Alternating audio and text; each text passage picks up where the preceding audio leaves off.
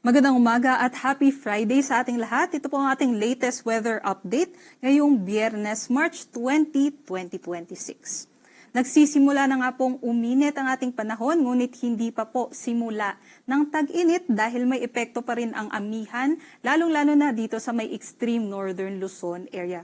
Ngunit humihina na nga po ito at napapalitan na ng easterlies o yung hangin galing po sa karagatang Pasipiko na magdadala ng matinding sikat ng araw, lalong-lalo na dito sa nalalaming bahagi ng Luzon, maging sa may Visayas area. Localized thunderstorms naman po ang makakaapekto dito sa may Mindanao.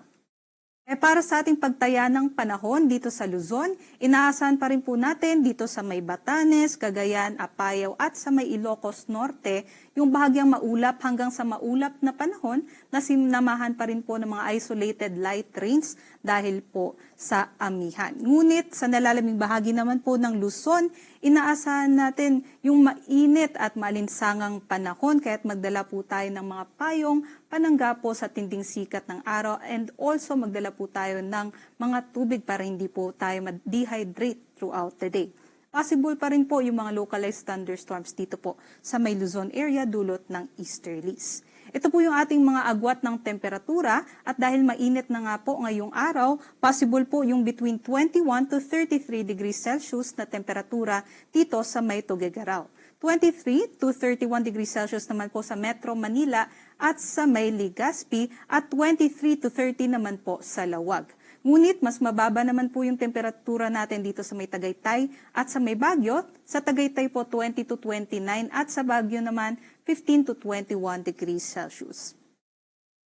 Dito naman po sa may Palawan, Visayas at sa may Mindanao, inaasahan nga po natin matindi din po yung sikat ng araw. Kaya't yun nga po, possible pa rin po yung maalinsangan at mainit na panahon at posible yun yung mga thunderstorm activities, especially pagdating po ng hapon hanggang sa gabi. So possible pa rin po na magkaroon po tayo ng mga biglaang buhos ng ulan, especially sa hapon.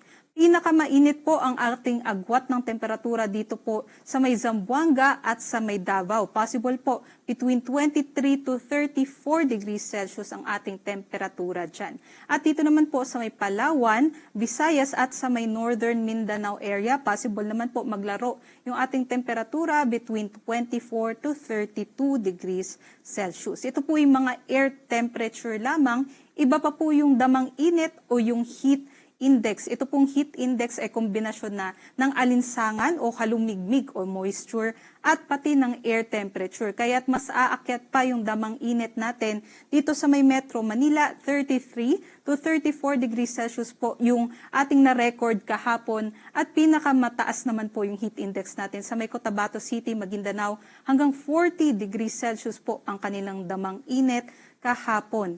Ganon din po ang ating magiging heat index ngayong araw. Kaya't malaking bahagi nga po ng ating bansa, doble ingat dahil yung ganitong mga heat index po ay nasa extreme caution category kung saan possible po yung heat cramps, heat exhaustion at maging heat stroke.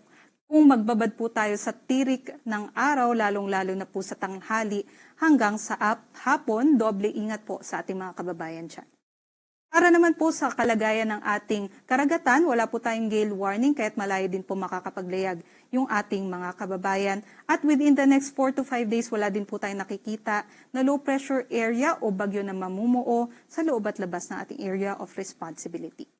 Dito po sa Kalakhang, Maynila, ang araw po ay sisikat mamayang 6:01 a.m. at lulubog naman po mamayang 6:07 p.m. Para sa mga karagdagang impormasyon, bisitahin naman po ang ating social media accounts at para sa mas detalyadong impormasyon, bisitahin ang ating website pag-asa.dosc.gov.ph at panahon.gov.ph. Muli, ito po si Lian Loreto. Mag-ingat po ang ating mga kababayan.